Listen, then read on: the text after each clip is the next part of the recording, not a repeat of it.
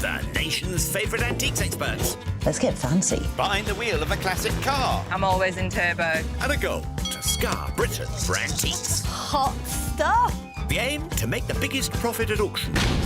But it's no mean feat. There'll be worthy winners. Cha-ching! Oh, my goodness. And valiant losers. Bonkers. Will it be the high road to glory? You are my ray of sunshine. Oh, stop it. Or the slow road to disaster? Sorry. This is Antiques Road Trip. Yeah. If you go down to the woods today, you're sure of a big surprise. What do you think about this? I love a bit of this. Oh, my goodness. I hope the water comes through. Our antique teddy bears, dealer David Harper and auctioneer Catherine Southern, are picnicking in the West Country on this rather soggy morning. Did you used to come to Devon as a little girl? We used to go to Devon quite a lot, actually, yeah. I did, yeah. And I used to think it was like the end of the world. We used to... Why? It seemed like a long journey. Oh, my goodness. It seemed like we were travelling for, weeks to get there. Were you one of these nightmare children? Are we there yet? Were you doing that? I bet you were. Catherine and David began their adventure in Kent and have kept the English Channel close by as they've travelled west. So I feel very much at home in this part of the world. Well, the coast is lovely, and we're not too far from the Jurassic Coast, isn't it? Jurassic Is it the Coast. Jurassic Coast? I like a bit of fossil. We should do a fossil hunting trip, don't you think? That's a proper antiques road trip, isn't it? Hunting for those, but mind you, we're not far off being fossils ourselves. Well, speak for yourself. Last time Catherine was a mere 4 centuries old. And David couldn't keep his end up at pottery. I was doing so well. But they were sprightly enough for a cocktail or two. You look like a... Plonker? Well, yes. Before justice was served. I sentence you, David Harper, to crimes against trousers. Listen, I know I'm a bit too far south to be wearing tartan trews, but I do like them. Are you hoping to get money off things today wearing those? Because I think people are going to put the prices up. Why? When they see the tartan trews, they think he's bonkers. I think he's Let's charge bonkers, him and double. he must have a lot of money if he's wearing trousers like that. Somebody must have paid him to wear those. Having started out with £200, Catherine has grown her cash to a new total of £280.96. While David's piggy is rather fatter, containing £346.40. Well done. We've had fun, and fun is more important than money. Than People have making got to money. realise that. Yeah, but it is the Antiques Road Trip. And do you know what? I'm going to leave the best to last. You are? Yes. Really? Oh, yes. Well, it's not going to be difficult, is it? I'm going... Yes, no, this was my tactics all along. I'll be rubbish all the way. Yeah, be rubbish all along. The Buy anything. last couple of days, just go wham. The final reckoning between these two will be witnessed in Trowbridge, but Catherine has been dropped off in Sidmouth, a seaside Regency town which John Betjeman eulogised as a town caught still in a timeless charm. Her first shop is Antiques on High, and it looks like there's a lot of timeless charm packed away in the cases and on the shelves, just waiting for our discerning expert to light upon it.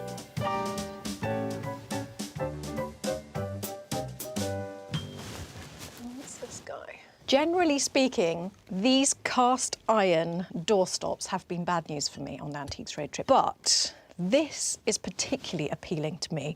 Firstly, because we have a rather smartly dressed young gentleman who, to me, looks like he's just been on a hunt or something, and he's got a gun under his arm. But look at how well dressed he is. Look at the detail on his jacket. Look at the buttons. Really good weight. And I think in a country home, something like this would look rather smart.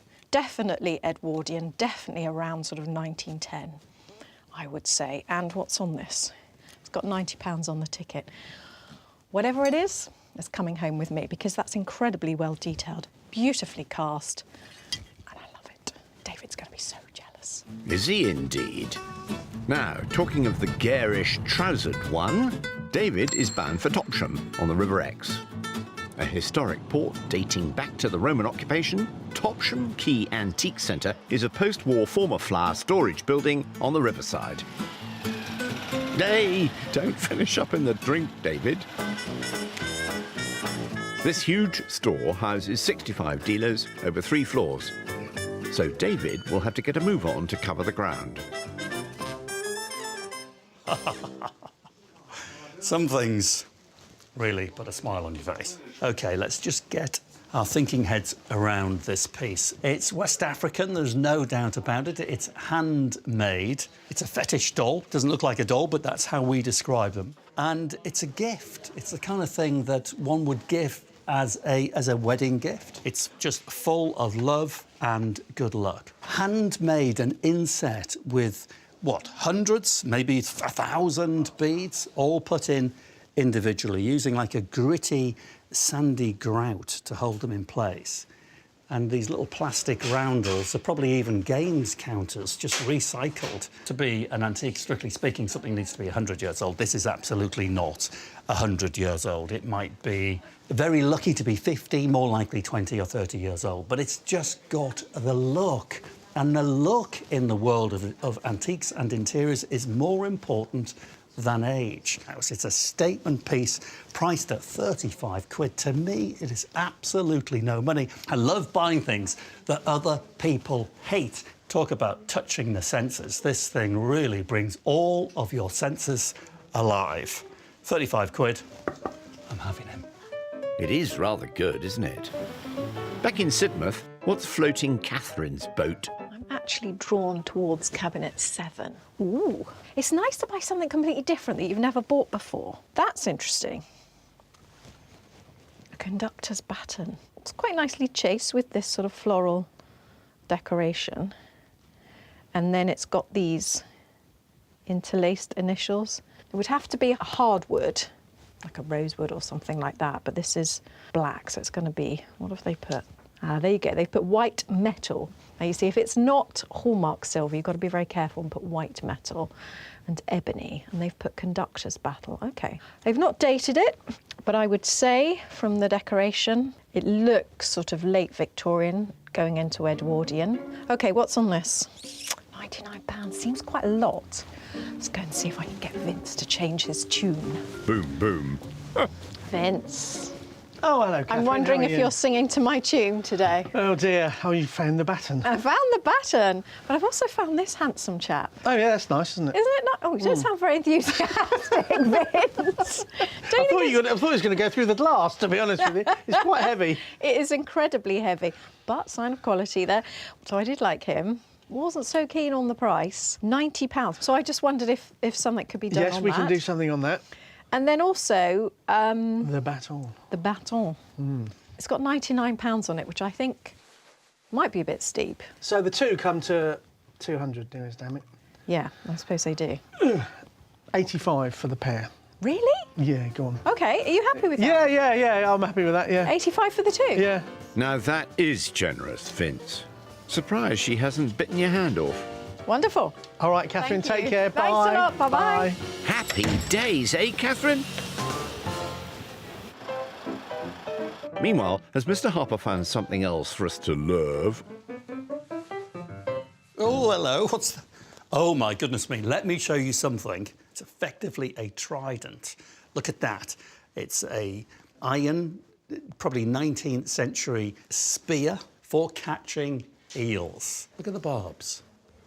Look at the way that each and every one of them are distinctly different, each one made individually. That's a really lovely thing, priced £68. How much would it sell for? I've absolutely no idea whatsoever. Well, let's find out what you could buy it for from Beverly, shall we?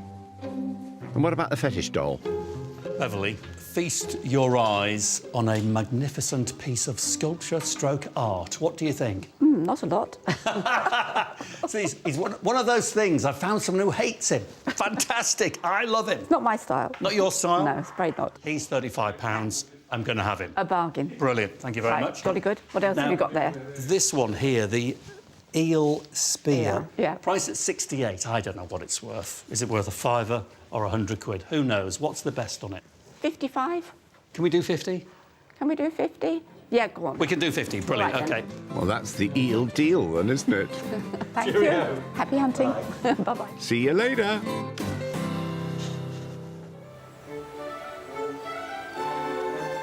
Catherine has headed into the countryside, a few miles south from Exeter, to the village of Exminster. She's on the trail of a leviathan of the agricultural revolution and, at Berry Brook Steam and Classics, a family business restoring and selling historic vehicles, fourth-generation dealer Matt Anthony is ready to share his passion for the mighty traction engine. Hello. Hi, I'm Catherine. This is incredible. All these wonderful engines. It's amazing, isn't it? Really quite special. What we've got in front of us are miniatures of the real thing. The steam traction engine is a road-going steam engine. Basically, it's a power source. They were used for haulage and they were used for agriculture. The first commercial traction engine was built by Thomas Aveling, a farmer, in 1859. Farms were already using engines pulled by horses, but Aveling developed self-propelled vehicles capable of ploughing 10 or 12 times the area that horses could plough in a day. His company, Aveling and Porter, successfully manufactured these locomotives for farming and then for road construction, a great example of Victorian engineering and innovation. Use of them continued right through to the 1950s in some cases, and actually there are examples of steamrollers that carried on right through to the late 60s, even the early 70s. The traction engine became subject to an axle weight tax, which made them costly to operate, and by the 1920s, the internal combustion engine began to replace them. However, Matt has one of these big beasts, and it's still fully operational. This is really quite incredible. Who is this? This is Maverick. So Maverick is a 1925 traction engine. And what would Maverick have been used for? Maverick was a general-purpose traction engine used for agricultural purposes, primarily threshing, running a threshing drum. So an important part of agriculture. Massively important. I'm dying to get behind that wheel. Can I go and have a go? Let's have a go. Right. I'll hold on to that one. So, yeah, if you want to get your left foot on there and that one Right, there. easier said than done. OK, great. We just start off going straight. Whoa, whoa. It's quite docile. It takes quite a few turns to get it to go around. So if you hold on to that handle there, OK. and you can see those front wheels are starting to Right. they're starting to really move. Stiff. But I'm considered the driver. Traction engines had two people driving. Right. They had a driver and they had a steers person. So am I the steer person? So you're the steers person, and I am using the regulator, which is the old-fashioned equivalent of the accelerator. Right, OK. And that's what you're doing here? That's what makes it go. We've actually got to turn right here. We've got to turn right. We'll follow that back. This is incredible. This is something It's amazing. really, really, really It's going to make a incredible. bit of a noise because the brakes are a bit squeaky. I don't at the care. moment. This is a dream to do something like this. I feel like I'm on top of the world. How on earth are you going to go up this hill? Lots of power. Oh, wow. Cracky, the power of this to go up. Amazing, isn't it?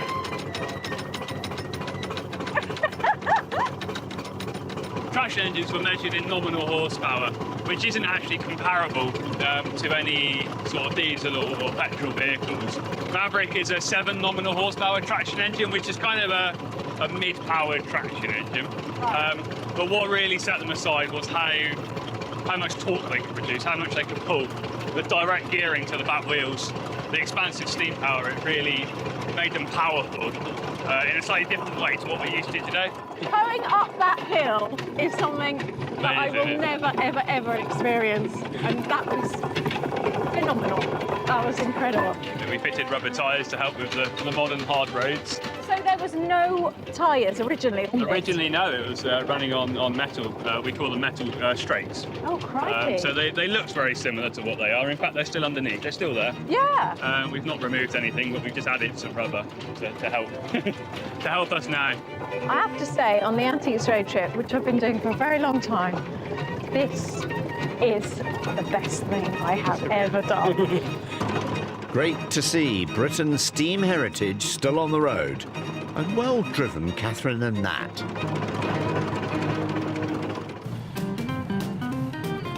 David's steaming on too. This is very exciting. Hey!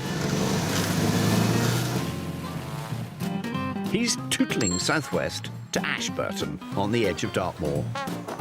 A stannery town where tin mining was once big business. Oh, would you look at that? I've been outdone by a Triumph Stag. Unbelievable. Well, it is classy, but then so are those trousers. In a nutshell, Antiques and Interiors sell and restore antiques, and with Lydia on hand to help, it looks like just the place for finding something unusual. Oodle's here, and he's still got £261.40. Well, he was banging on about all the senses. Oh, I think I've just got to take a seat. I mean, this is so terribly inviting, isn't it? I love the way, actually, the shop sets things out. They really paint a picture, don't they, of how things could look in a home. Wonderful things here, breadboards, and, oh, my goodness me, look at that, the most delectable miniature novelty silver chamber stick. Obviously for holding a candle, and called a chamber stick to take it to your chamber. There are the hallmarks, right in the centre. Birmingham, 1840, so Queen Victoria came to the throne in 1837, so it's just Victorian. I absolutely love it, and there's a very good market for novelty things, priced at 50 quid. I mean, it's absolutely no money. OK, I'm going to have that for certain. But talking of silver, let me show you a piece of solid silver. And wow, that is heavy. So this is, what's this, George IV, London, 1826. Yeah, George IV. So he reigned until 1830. So this is a serving spoon, or sometimes referred to as a stuffing spoon. Beautifully hallmarked. There's the leopard's head looking right at you for London. There's George IV's head stamped there. It's perfect. Priced, I think, remarkably at £85. That is a cracking, delicious spoon. And I just have to buy it. I have to buy it. I'm not arguing. Lydia. Oh, hi, David. I'm absolutely fallen in love with these two things. Oh, great.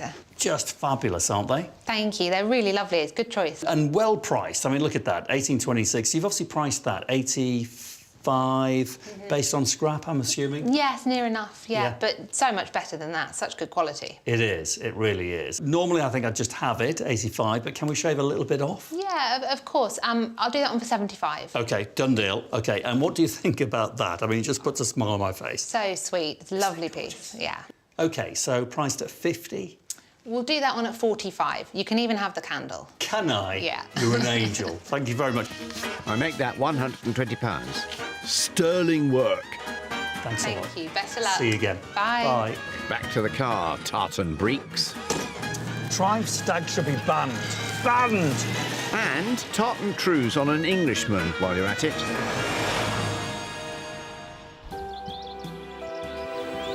Time to pick up Catherine. What's on the agenda for the evening? Feet up, glass of wine. Let's go fossil hunting! I tell you what, I'll wait in the car. You go off and get your fossils. You eat fish and chips, And I'll go eat fossil some fish hunting. and chip. That sounds perfect. Each to their own. Nighty-night. Good morning, Devon. Have we awakened to the call of the lesser-spotted harper? It's a bird. What's a bird? It's a bird. And that's not an instrument. We can all do that. I am a human instrument. Okay, so... You can't do that. No. You definitely... I can play the piano. It took me months to do that. You attract certain birds, but not the kind of birds I'm interested in. Carry on antiques road trip, eh? Yesterday, David fancied a large Georgian silver basting spoon. And wow, that is heavy. He also scooped up a fetish doll, This thing really brings all of your senses alive. a chamber stick, and an eel spear. Words it's hard to imagine together in a single sentence. And he still has £141.40 left. Catherine bought a Victorian conductor's baton. I don't think it's silver. I think it's probably just It looks silver to me. It's very with the Victorian. chasing and the... Yeah, and very old-fashioned, Yeah. and not the current market, and Swizzly stick. And nobody buys them. What do you think about that? No, thank you very much. I thought it was all right. But her other buy yesterday was the brass doorstop. So Catherine's budget today is £195.96. If you had one word to say to sum up this trip, what would it be? Heavenly. Oh, David. What about you? Hilarious. Ah, good. Heavenly, hilarious. Heavenly That's a and good, very hilarious. good combination. No, it has been so much fun. Yeah. I've giggled a lot. Yeah, I really me too. have. Particularly with you driving. It's been really exciting. After dropping off David, Catherine's headed for Brixham this morning, and decades past, where the possibilities look promising. The dogs are lying, but not sleeping, and Andrea is on hand to help. Catherine, this is your final day to shop on this trip. What will it be? Rachel, can't resist a silver cabinet. I'm drawn towards this little decanter label. Decanter labels can be collectible if there's something a little bit different. And I quite like that one because it's in the shape of a heart. And we've got a B on for brandy. And initials on it, L and S for Levi and Salomon. It's just incredibly light, so really thin gauge, but then I suppose you wouldn't expect them to be very heavy. It's quite cute. I mean, generally speaking, decanter labels, if they are 1900, around that sort of date, so sort of late Victorian, early Edwardian, you would expect them to be about £15, £20. But that one's quite nice because it's heart-shaped, so I think you'd always pay a little bit more. And it's nicely decorated round the outside with this sort of repoussé decoration of the scrolls around the heart. This one's priced at £58. There is a tiny, tiny, tiny break in the suspension loop. I'm going to find out what I can get for this. Andrea, hi there. Hi. Catherine. OK, I've had a good look around, thank you very much. I've seen some lovely items, actually, some unusual pieces. Found this little decanter label, which is rather nice. Yeah, Silver. very unusual, that one. I just thought that was rather charming. But I don't know if you know, but there is a little break in the suspension loop on the side. No, I hadn't spotted that one. Just on one side. So I'm literally homing in on everything at the moment because it's the end of the road, the road trip for us. You have got £58 on that. Could this possibly be 30? As it's got the damage, yes, we'll do it for the 30. 30, OK, that would be great. 30 down and 165 left. Good luck. Bye-bye. Bye. See you later.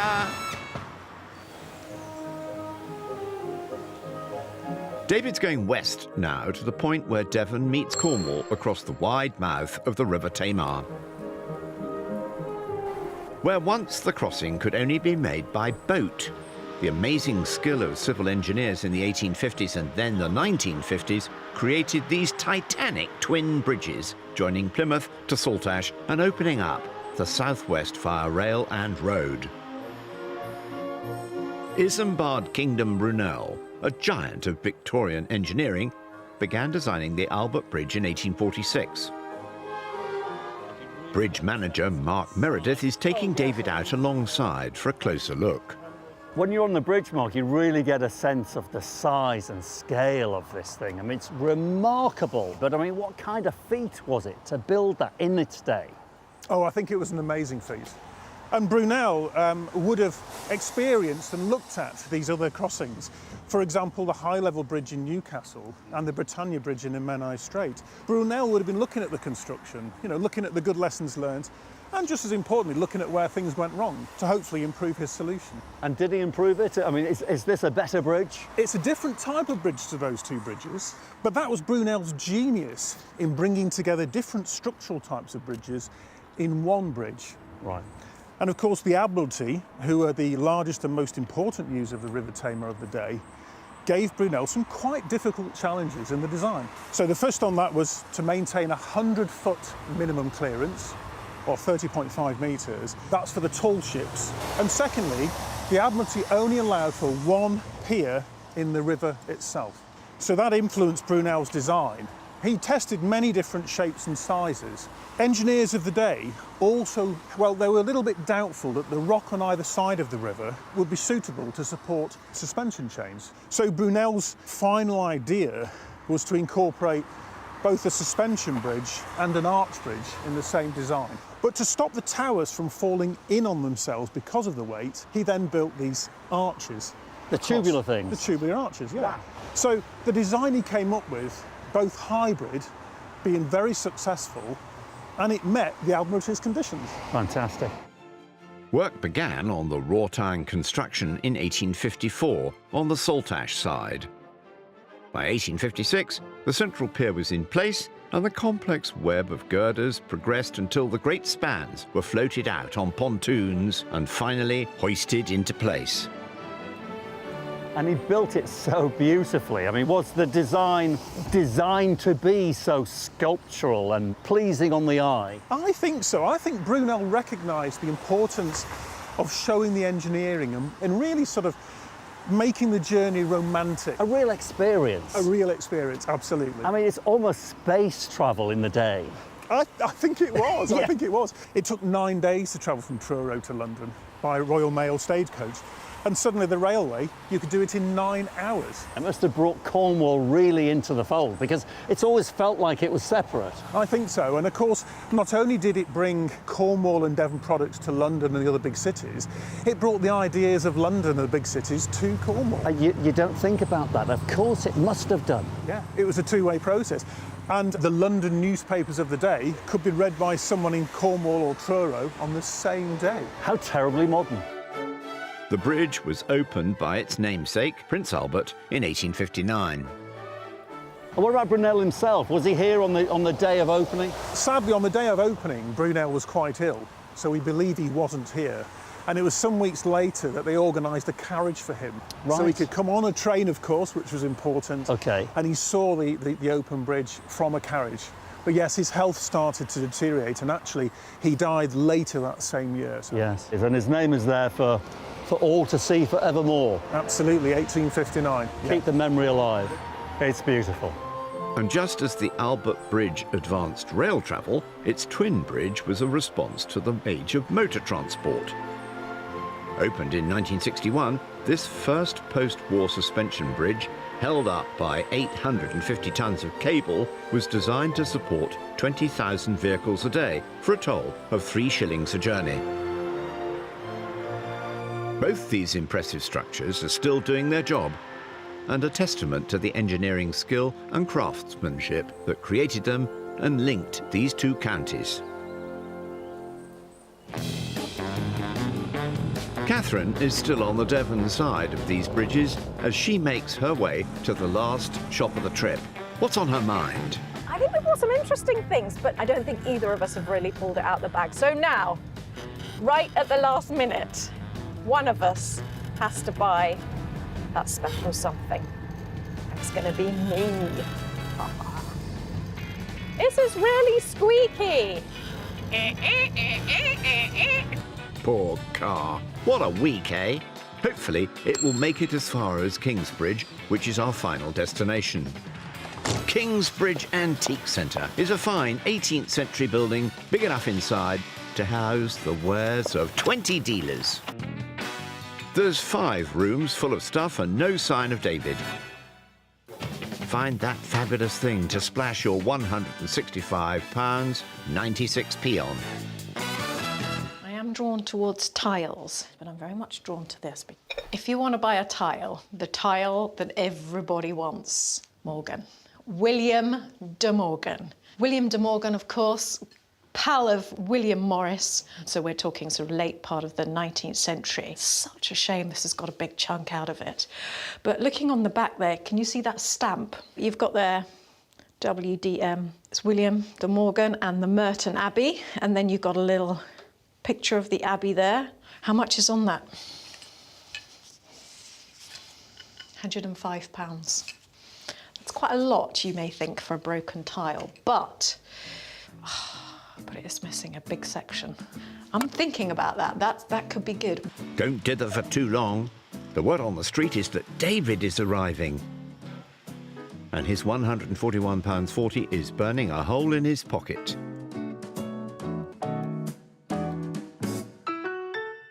And when you look at tiles, the kind of things that you put by a fireplace, Tiles seem to be all we're thinking about today. sometimes, not all tiles made for fireplaces ever spent any time on a fireplace. And I think this is probably a good example. I doubt this has ever been attached to a fireplace. This is by Minton's, I can tell. Minton's, really good quality, Stoke-on-Trent, the potteries in the Midlands of England. Look at the marking, Stoke-on-Trent, no country of origin mark, so it's pre-1892. But the scene itself is classical and very modern for its time. So I put this at about 1870 because this is a scene from Sir Walter Scott's book, Fair Maid of Perth. In good condition, run your fingers all the way around the outside edge, feel for chips. So there are the occasional tiny little nibble, but you've got to be forgiving. So there we have Minton, cracking quality English maker, and it's priced £65. Right, nice one. It is. Time for a deal. Jeffrey. David, yes. How can I help? Right. You can help me greatly by doing a cracking deal on this Minton tile. It is beautiful. Priced at 68. I think the best I could do on that would be... Go on, Jeffrey. You can do it, Jeffrey. You can do it. 58. 58. Can we make it 55 because I don't have any change? 55 for you would be bliss. You're a top man. 55, and he's all done. A great delight, great shop, lovely building. You're very kind. Thank you. After her dalliance with that tile, is Catherine any further forward? That's quite interesting. Advertising signs always do incredibly well. The problem is, what you've got to be careful of is that they are so many reproductions. This one, the amount of rust and damage, this is 100% genuine, and probably, I would say, about 1940s, 1950s. I actually really like this. I love the green on this. It's a really nice, vibrant colour. What's he asking for this? Okay, £66. Yeah, let's go and see Jeffrey, see what he thinks. Lead on. Hello. You look stupid there. Stupid? Completely stupid. Why did you say I look stupid? What are you doing I'm in here? emotional. You're in a tiny little corner. I know, because I just feel emotionally exhausted. Are you? Yeah. I found some really good things, and I'm going to go and buy them and get on the road. Well, can I just emotionally charge myself for a little while? You do what you like. I have no interest in what you do. You carry on. I'll see you later. No wonder I'm an absolute quivering wreck. Oh, get a grip, man. Jeffrey, I love the little pooch. His name's Spike. Spike? Yes. Oh, because of the collar. Yes. Very nice, very good. William de Morgan. The blue tile. You've got 105 on it. Any chance for a little deal on that one? The very best I could do would be 90. Right, okay. And then I also like, you've got a sign up there, Redgate. Yes. And you've got 66 on it. Yeah. My feeling on that was about 40, because it is in a really bad state. Okay, the very, very best I could do on that would be 50. If I did 50 on that... If you did 50 on that, I'd come down to 85 on the tile. 135 in total, I couldn't go further. 135. Oh, you look very serious. You look very, very serious. Here we are. Right, let me try and get my money. That's a lot. But it's now or never. And thank you very much. Thank you for coming Thank you in. ever so much. Thank you. Bye-bye. And with that sign already loaded, they're all done. Don't fall over because your tile might break. Shut up. Or she might hit you over the head with it.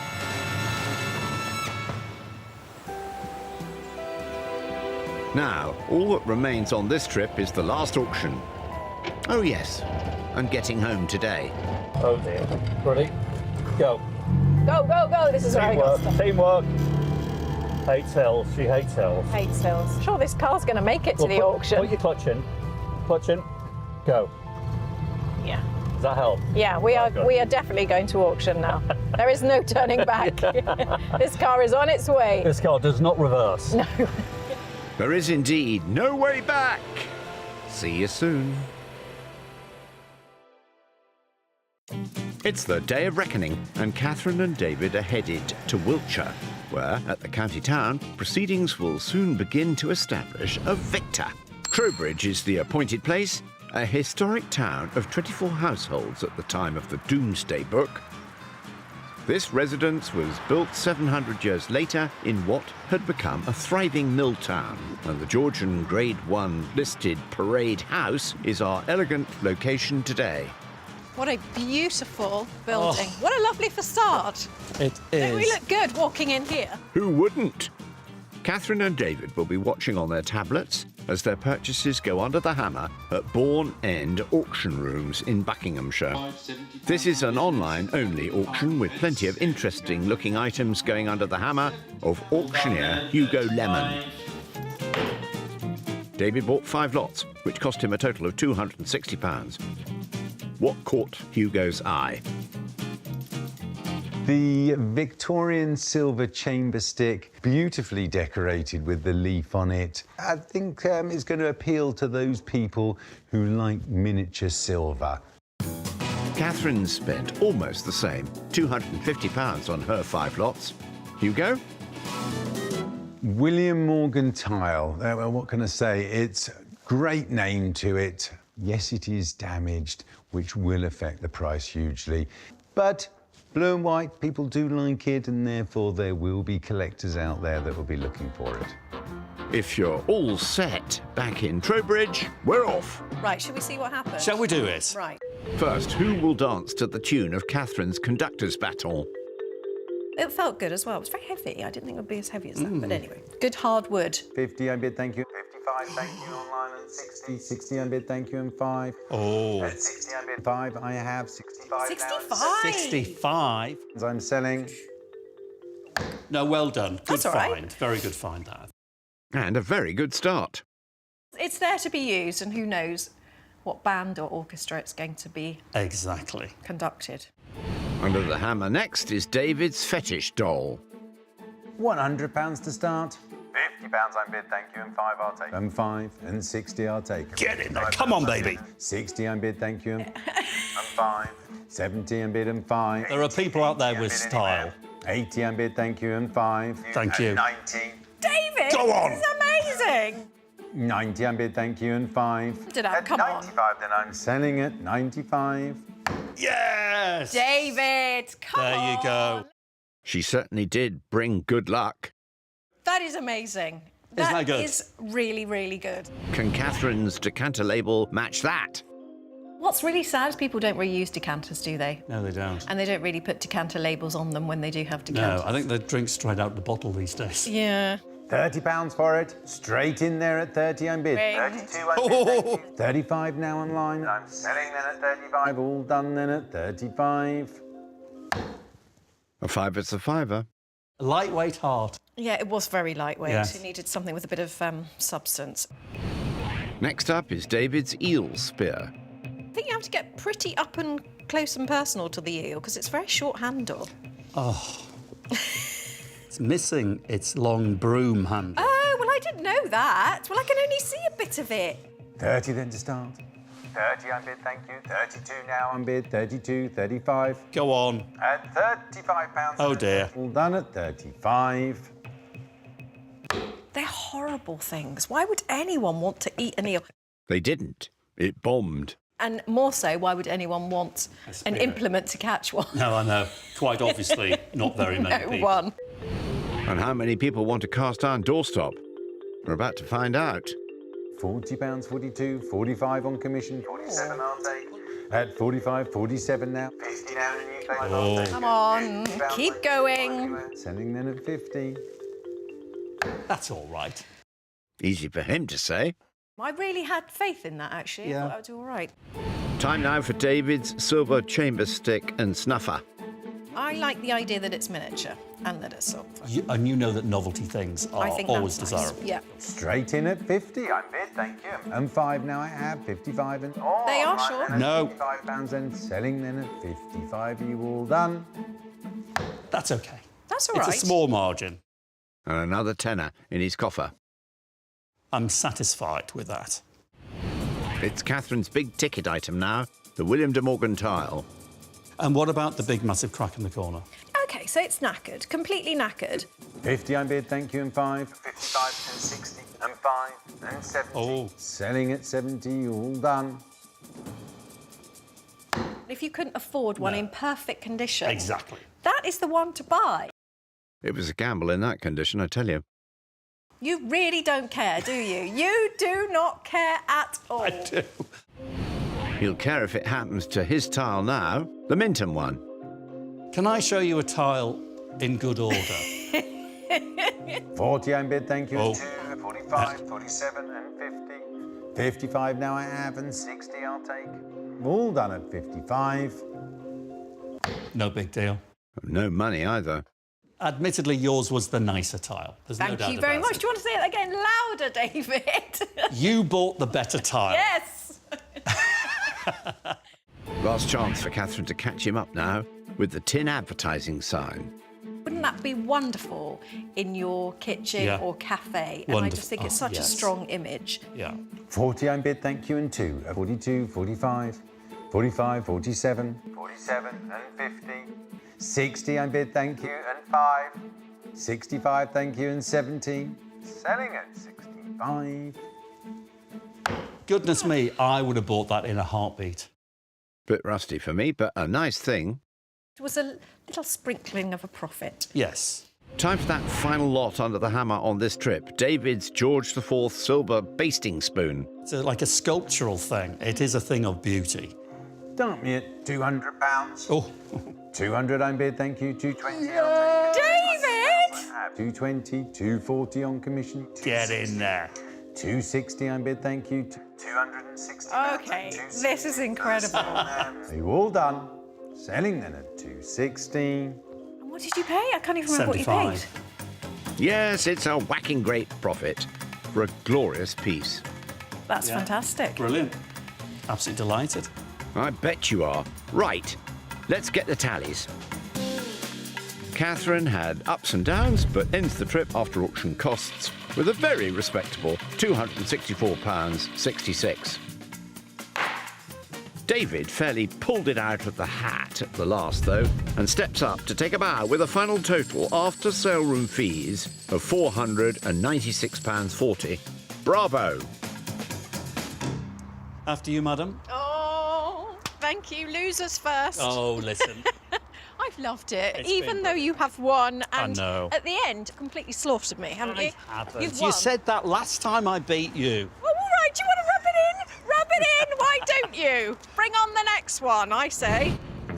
It was positively a fashion frenzy. Hello. Hello. Two dinosaurs cavorting on the Jurassic coast. Catherine steamed on. This is incredible. With the vision we've come to expect. It's cracked. There you go. It's only a little crack. My head is actually stuck in here. David was at times rather sloppy, What do you think? Pulled up. Oh. but he had his sights on the main chance. And despite Catherine's best efforts, Silence in court. Oh. Keep going. he made more money. Yes. But they were both winners, really. What a week, eh? Next week, Arita Marriott swots up, What do you think? With honest? while Mark Hill leaves no stone unturned I spy antiques. as they tootle around in a classic car Oh, you had a little sort of Marilyn Monroe moment there. on a road trip through southern England. Yes. Amazing.